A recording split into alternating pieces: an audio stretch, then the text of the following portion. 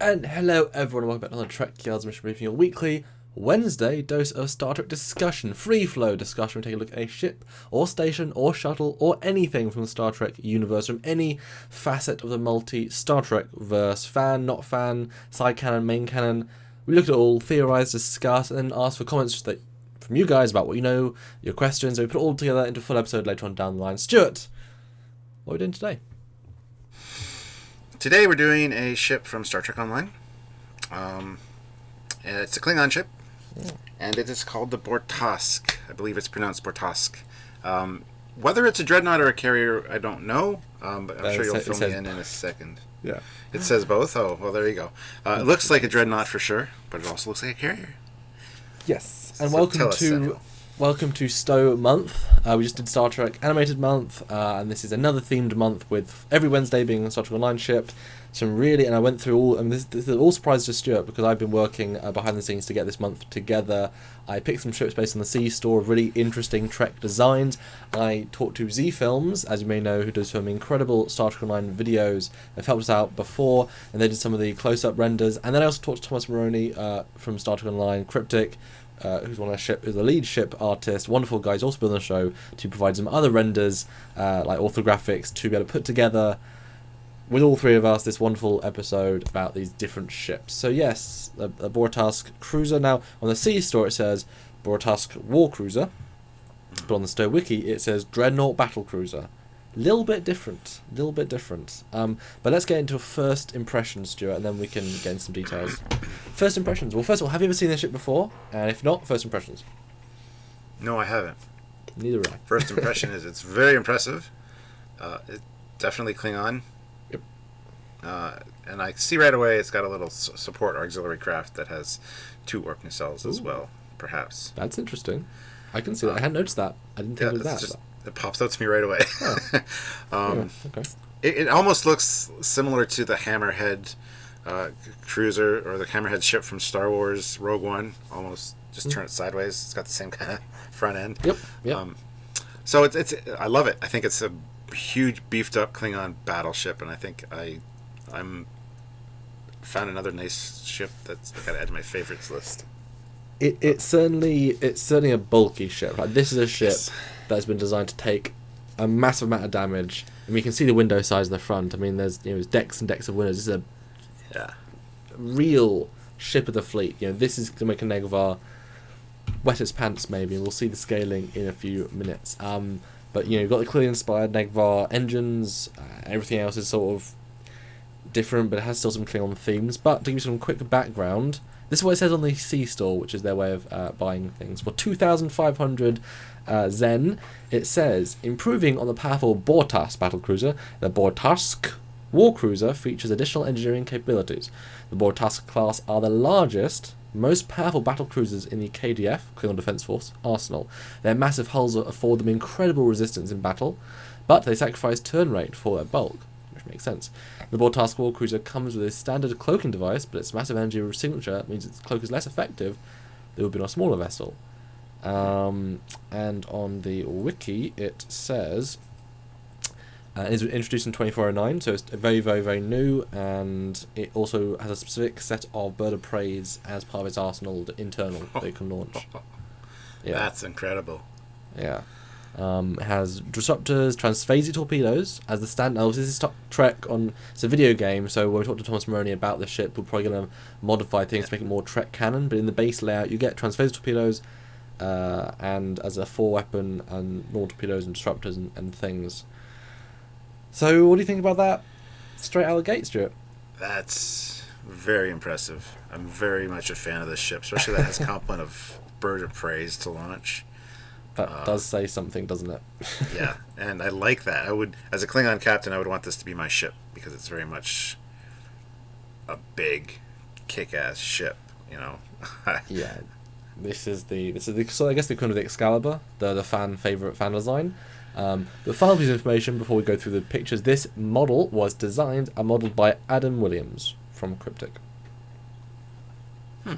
So good job. Internal design from them. They guys, they'd make some odd designs, but boy are they impressive, But Stuart, as we do with our fleet yards, I'm going to ask you about scale and how would you compare it? We already gave the game away that it's the biggest ship in the KDF, but how big is that big? How big is big?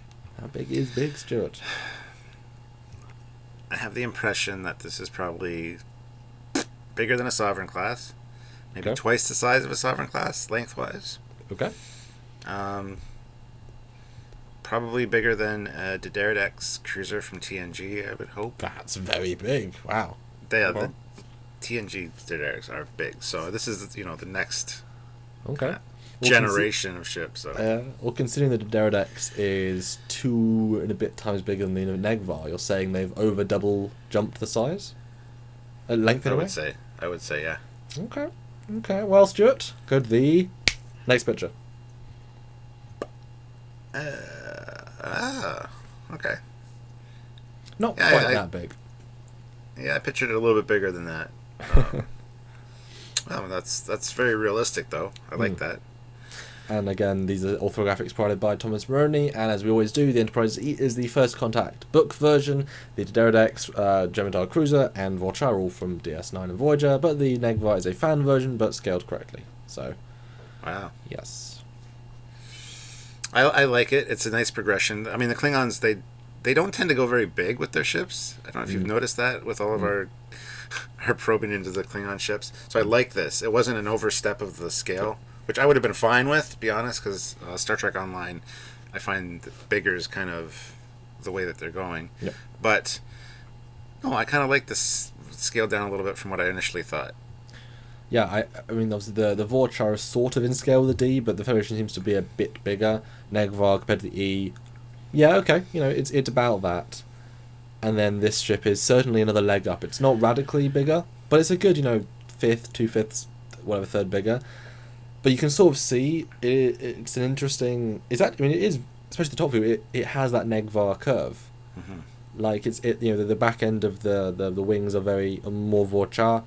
But the shapes, it is very Negvari, which is great. That keeping these visual continuities, these links are so important with Trek. That is one of the biggest hallmarks, is that Trek design is consistent throughout. Even in XO1, which is the retcon prequel show, it even keeps consistent throughout, and it's incredible. But it is a different design, and it has a different feel to it. But this would be a pretty substantial foe. Look at the Enterprise Z, a very very formidable ship. This would be a serious opponent. Oh, absolutely, yeah. Well, I think this was probably designed to take care of, like the Odyssey class and the Sovereign class would be my guess. And yet, it's interesting that I'm so glad designers haven't actually gone above the Trekyards, because that was such a big ship. But I love that it's still an opposing ship. They built it to be opposing, and it's still opposing. But as we always say in Trekyards, the size and fleet yards, the sizing, it doesn't always equate to length. So the next pitch is the side width, which obviously changes the feel a little bit, and you can see how much bigger the Trekyards is when you do a side scale. So what do you think about this? Well, first off, that profile does not look Klingon at all. It doesn't hold the Klingon aesthetic as far as I'm concerned. But as far as deck size go, you got at least twice the capacity of a Sovereign class, if not a lot more. Absolutely, yeah. Which you don't really see from the top. Again, just showing something from the top is like, okay. And then you show up from the side, it's a completely different feel. So, huge improvement as far as crew and, interior volume goes. Compared to the Negvar and the Vorcha, absolutely. Yeah, it's like, we're all, 5 to 6 foot people, and suddenly you find the basketball players, the biggest guy in the world, and it's like, oh, you're just way bigger than us. Okay. Oh, okay. Yeah, and this would be a serious foe. But again, it's bigger in every respect, but it's not blowing out proportion. Look at the Trekyards. There's so much empty room. That's why it's so big. If you compress the Trekyards into an equivalent size, for just room, plug all the gaps, it'd be really smaller. So this ship is so massive. The crew size is going to be absolutely, several thousand. Absolutely, yeah. Yeah. Although I love the fact that... plus it's got the bird of prey complement, so a lot of it would be carrier storage or hangar decks. So how amazing would that be? Like the back third is engines and just like a big launch bay, and they just launch 8 birds of prey, because, yeah, yeah. But you mentioned this a little bit earlier. The next picture is in comparison to the Enterprise F, the Odyssey class, the flagship of the Federation fleet. So this is a STO comparison. What do you think? Wow, the Odyssey is actually smaller than I thought it would be. I figured like the spacing on the engines of the Odyssey should be the same probably as this ship. That's what I pictured. I didn't think it was that much of a difference. Wow. They finally jumped it, didn't they? Finally, yeah. So was I right? Was this ship in a response to the Odyssey class directly, probably? Well, that's tricky, because if the Odyssey, I believe, was launched after, because it wasn't launched. This was launched 2409. Then this, I think, also was launched 2410. When the timelines are a bit. I mean, now you can get the Odyssey. You can see them flying around when we start the game, which is 2409. So it's kind of like all over the place. But I mean, it's going to be in development for years, isn't it? So I'm assuming they're being concurrently built. And spies, I know we're sometimes at peace, sometimes at war, but I'm sure they know roughly what it is. But again, just like with having nacelles, I mean, just make the neck 200 meters bigger. Oh, look, we're bigger now. So that could just have been what happened. Yeah. Well, I'm impressed. I didn't expect it to be that much bigger than the Odyssey class, to be perfectly honest with you. Yeah, they finally made that jump to be a bigger warship, and this would be a hell of a fight, I think. I love seeing this is meant to be the future of ship design, yet both ships have very reminiscent stylings of their forebears. Back to the 1960s designs. Both are easily recognisable as each era. Both have. Yeah. I mean, this is how you evolve design, and while having pointy things isn't necessarily the best thing, and they're not as, they're not the most conventional designs, they both are clearly what they are, which is great. You know what I find funny? The fact that I initially thought it was 2 times longer than the Sovereign class. Then I saw the scale chart and I'm like, oh, okay. And then I see the Odyssey and I'm like, oh, wait a minute. Because I initially thought it was much bigger than this. But then I thought, okay, the Odyssey's going to be... Anyway, it's funny how scale changes on you really quick once you see it compared to other stuff. Yeah, that's which why is very important in these mission briefings. So thank you. Hey, you're welcome. That's, in Fleet Yards, comparing something to different universes is like, yeah, you never see this sort of context, but seeing these different eras and seeing these different progressions is pretty interesting. But now we've got the Z Films shots. They went ahead and did some amazing resolution shots. I mean, you'll be able to see, Stuart, when you zoom in. These are kind of ridiculously high quality. They're very dark though, so I had to color correct and bring up the brightness, so the colors are not. We're kind of pushing the colors a little bit, but the details are all the same. So this next picture is an aft shot, and you can zoom in wherever you want, Stuart. And yeah, I'm zoomed right in. It's really interesting. So thank you very much, Z Films. Yes, absolutely. First thing I noticed with this, lots of glowing red bits, which is fine. We'll talk about those in a second. But why are there windows and decks on the nacelles? That just seems remarkably stupid to me. I mean, sure, it's an engineering section per nacelle, I guess, maybe. But I don't know. What do you think about that? Did you notice that at first, or? I didn't. Can't say I did. Which I'm like, I love when we point things out we hadn't even realised. Although again, we don't analyse this until the episode. So, okay, great point. But by the same token, the Enterprise D does have sections in front of the coils. So there is precedent for space inside coils. I guess that's true, but I mean, there's no windows there. There's no crew compartments. There's no decks really. I mean, you could probably crawl up there in an environmental suit and do some work on the coil system. But this seems like there's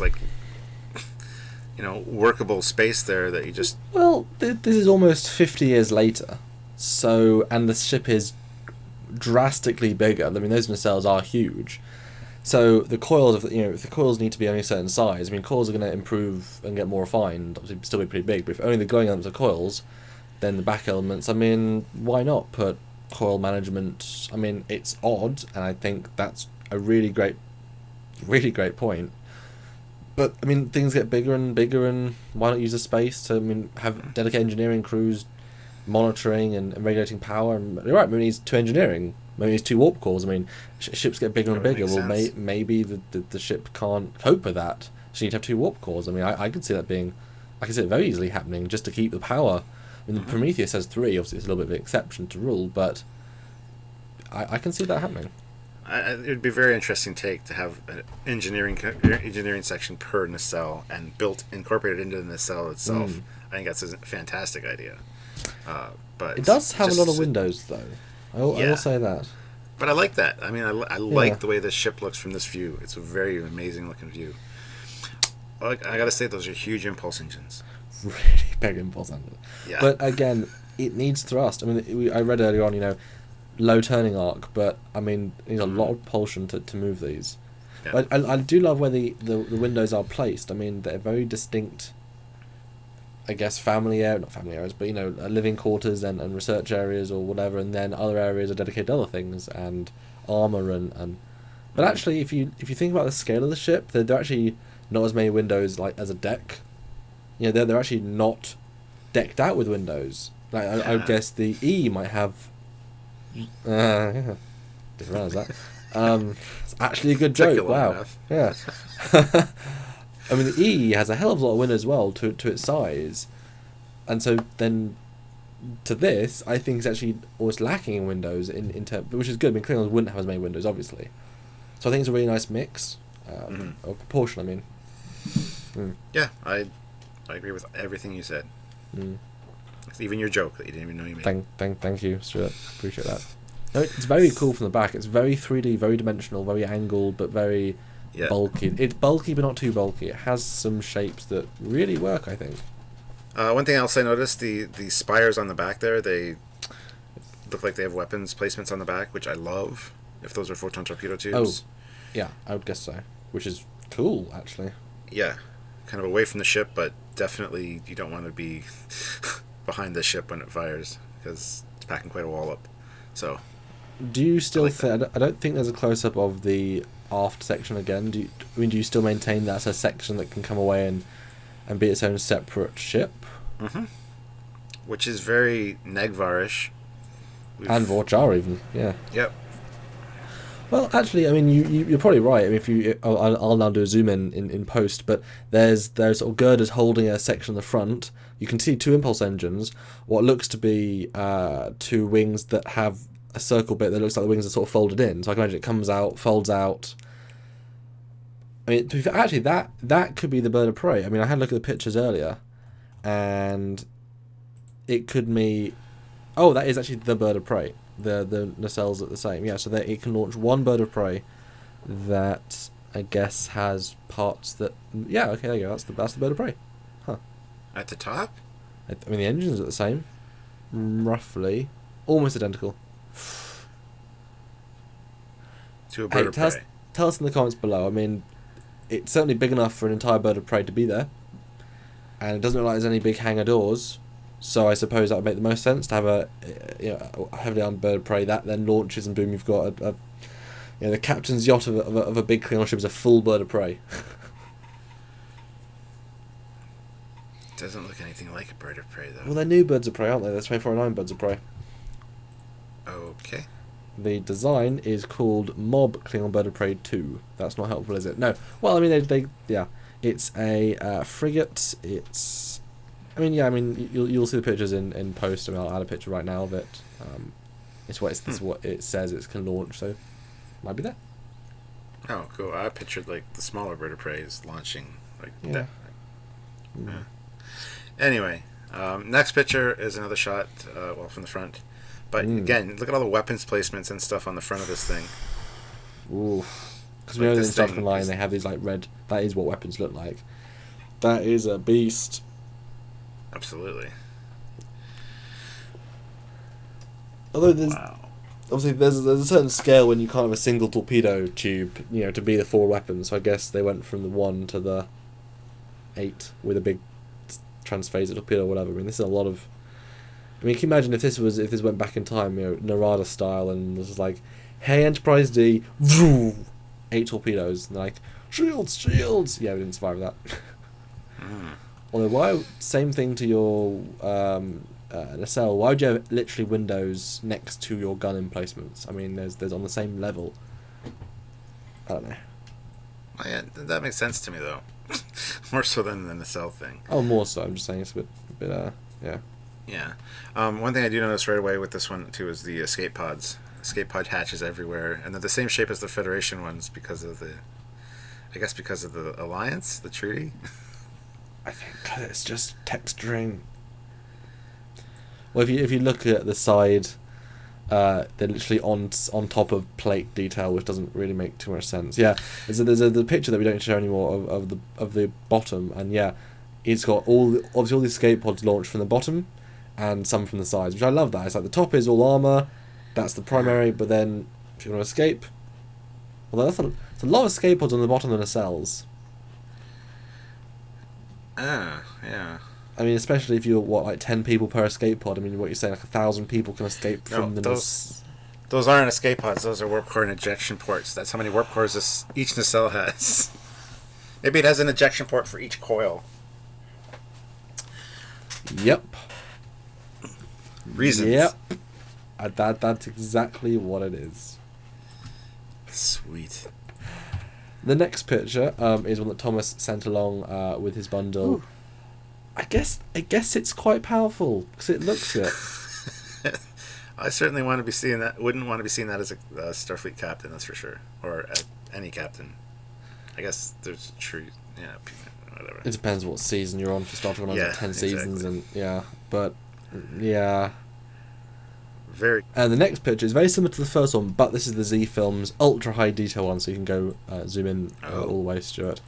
And what I like about this is that you can see very clearly there's that little bit underneath the front, just like pieces coming out, which gives it some extra texture. And there's 3 glowing elements on the top above it all. Mm-hmm. I feel like that's trying to imply to us it's a bridge of some kind. Or there might be, to be fair, if you go up the spine a little bit, there's a little circle, which is very much more Katinga bridge. But what do you think those 2 elements are? Do you think, which was the bridge, do you think? Well, I think the round part at the top is very much the bridge. So I mean, it doesn't make sense to have a bridge on top. I get that, yeah, I've heard that before from other people. They all do, Stuart. Every Klingon ship has one, so it's fine. All do. I know. Do you think the yellow bits is the deflector? The main deflector? That was one of the suggestions I was going to make. Otherwise, maybe it's a huge, like, multi-level rec room or like 10 forward lounge. Well, no, it'd be like a Targ pit. Targ hunting grounds. There you go. It's their arboretum. I don't know. But seriously, I think that's a wonderful deflector if it is. Like, yeah. It looks super advanced. I mean, that's like refinement beyond refinement, isn't it? Yeah. I like the little handlebars at the bottom there, whatever they are. Like, what purpose do you think those would serve? They just look cool. I know that. Cool. Absolutely. No, I really like it. There's a lot of it's interestingly simple, mm-hmm. but with flourishes that make it interesting. Like if you look at the nacelles, they've got a stabby bit at the bottom, and then a nice rectangle bit at the top, and it's just the difference in shapes. Mm-hmm. It just works. It's just interesting, yeah. And did you notice too that there's phaser strips on the front, on the top of the head, and on the front, underneath the deck windows? I didn't. That's interesting. Wow. Yeah. Ooh. That is cool. Oh, that's a new one. Forward-facing phaser strips. I'm trying to see if there's any other phaser strips. Doesn't Wow, look like there's any other ones over on the entire ship. Is this the first Klingon ship to include? Well, I say first. Obviously, this is meant to be the new flagship, so I mean the first new flagship, I suppose. But Klingons using phaser strips. How do you feel about that, Stuart? I like it. I mean, phaser strips are very practical because you can. You got many different emitters. You can do different things with them, and different firing arcs and stuff. So I think it's a fantastic idea. But Stuart, the real question: are they not disruptor strips? Probably not. This probably has phasers and disruptors. I would imagine if it's a hybrid, like future ship, why not? You've got this Federation tech on your side as well. Yeah, probably. Why not? Anyway. Yeah. Next picture is again the shot that I don't like. I mean, don't get me wrong, it looks great as a ship, but it doesn't say Klingon to me. If you just showed me this ship and go, okay, what do you think this is? Oh. From the color, In the color, I'd probably say Klingon, but you change the color to like a brown, I'd be like, oh, it's a ship of the week. I'd say Orion. Sorry. Really? With a brown ship? Well, no, I mean the green. Oh. Yeah. No, I would have said Klingon. It's got that Klingon green to me, but. Yeah, not all the races that have green though. But just it doesn't have the Klingon feel and shape from the side. Even the bridge dome, if that is what it is, doesn't stick up high enough. Yeah, it's very, very, very flat. That said, the Negvarn is very flat, but just having the wings just come down a bit, yeah, it helps make it. It really does. It gives it that. Well, it makes them wings, not just pylons. But yeah, it's an odd side view. It seems more Star Warsy, honestly, from the side, maybe. No, I don't get the Star Wars vibe really. Well, okay then, fair enough. But the next picture, which is the last new picture, is again the top view again. Thank you, Thomas Maroney, to deliver us these pictures. It's got yellow glowing elements now. Don't know what that's about. You kind of see this is a great view to show the link to the Negvar, the front bridge, the neck ridges. Yeah, it's even got like the structural supports, like the old Enterprise era Klingon ships have. Front coming back from the bridge a bit. There's those two visual cues to tie it in, and it has some feather plate armor as well. The Klingon trope. Love it. And the final picture, if we'll go straight to the last one, is picture number 1 again, which is our first picture. So there you go, Stuart. That is a Klingon Bortasqu ship. That ship. Yeah, so, final thoughts on the Bortasqu Dreadnought Battlecruiser / cruiser. I love it. I absolutely love it. The only change I would make is to do a little bit of a slant on the nacelles, like you said. Yep. I would say for the side view to make the neck a little bit thinner, but I don't think that would work with this one. I love that bulked out look from every other angle but the side, basically. So yeah, I think it's a great I want one. Again, he digs it. I would love to have a 3D model of this, but now I guess they're not doing the 3D model thing for Star Trek Online, unfortunately. But yeah, I like it. Yeah, and I picked these ships because I hope to be different and yet familiar and yet fun. And I'm glad the first one you like. There's 3 more coming up.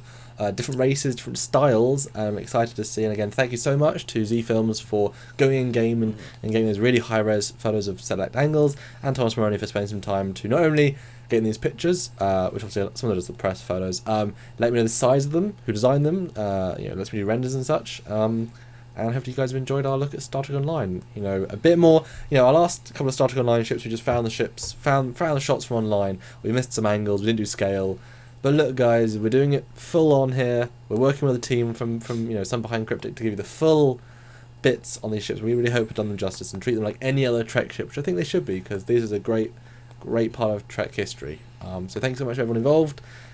Thank you everyone for watching. And Stuart, I'll do the closing out because I rambled for a bit there. That's all right. That's okay.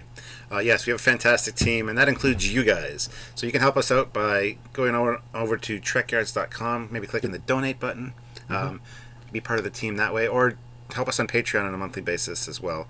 That's also a thing. And trust me when I say that our admin team for Facebook is amazing. Our team behind the scenes here, our Star Trek Online team, our model builders, everybody is fantastic, and you guys are all part of that. So help us out. And it is worth saying we do have a Star Trek Online fleet, Trekyards fleet, Team Trekyards. Go and join in the fun with our phenomenal Star Trek Online people who do the Starbase stuff and missions, and it's a fun game, guys. Go play it.